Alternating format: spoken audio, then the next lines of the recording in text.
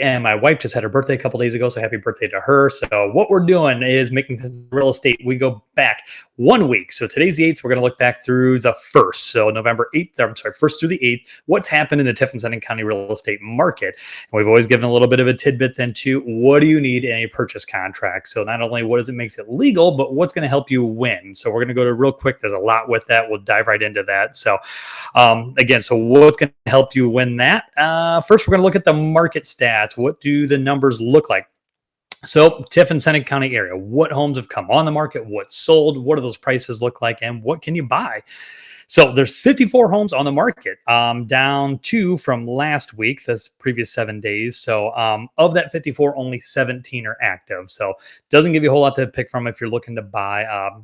Under contract and pending, we got 37, giving us a total of 54. So 54 properties on the market, 17 active, 37 of those under contract. Some of those do come back up then. What can you buy? What's in the price point? So $100,000 or less, only 3. That's up from 2 from the week prior. 1 to 200,000, only 9. We dropped down from 11 from the week prior to that. 2 to 300,000, when we're holding steady at 4. 3 to 400,000, 1, and that 400 plus, we're down to a big old goose egg 0. Anything north of 400, Tiffin County area, right at the moment, that's not accepted on market or is currently for sale. So down from the 1. So we'll get into what our stats are looking like. And we are live. If you got any questions here, make sure to shout them out here. We're on Facebook and YouTube both. So what has sold of those properties? So I didn't get into that then either here. New listings we had. Let me back up a step here. I'm sorry, I'm getting ahead of myself. I'm so excited to talk about contracts here that I just get excited about that. So what has happened then? So 5 brand new listings. Of that, 1 of those is coming soon. 2 are contingent already. Back on the market, we've had 3 of them. 1 of those is contingent again already.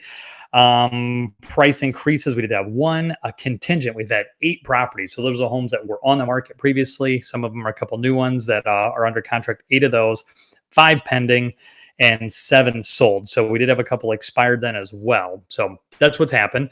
So into the stats in general here. So what has sold? What does that look like? Again, on average, 3 beds, single bath, a little lower price point stuff. So stuff that's been coming on the market here, $143,000, price per square foot, about 88. We've been trending about $100 a square foot for the most part. Selling though, down quite a bit, kind of cleaning up some of that lower price point inventory. On average, $70,750. Price per square foot, only $56 and some change a square foot. And that kind of shows it in the days on market. Days on market 54. So that's some of the stuff that's been lagging behind a little bit of lagging indicator of what that looks like. Okay, so what do you need in a contract? So what makes a real estate contract? We get this stuff all the time where, especially in this market, because I got my home sold. It's sold. I've got it done. What do you have done? What did you guys come to terms on here? We agreed on a price, whatever that price may be, 100,000, 200,000, whatever, 500,000, doesn't matter. What else goes into that? What do you need? Well, first, just to make it legal, you need capable parties. Everybody of sound mind. You need the right decision maker. There's a lot that goes into this. I'm no attorney. I'm just telling you what we know as far as from the real estate standpoint, helping people fill in contracts. Going back to real estate 101. So first, capable parties, mutual consent. Everybody needs to agree on the terms. It needs to be legal. It needs to be a legally binding contract. And then there has to be consideration. Consideration being, what are the terms? What are we selling? How much is it selling for? So those are just what going to make it a legal contract. But what do you need to actually get to the point where it's something that can win an offer? What's going to win you an offer in today's market? Not only does it need to be legal, but what are the terms? What type of financing are they using? Is the seller, paying for contributing to any of the closing costs for the buyer? Are they helping pick any of that stuff up? What are the closing costs? Who's paying for what? You can divvy that up, 100 different ways. Are there any home inspections? What's staying with the home? You won't believe how many times we get in, have to settle disputes about curtains staying. Is the refrigerator staying? Is that stuff, going to happen?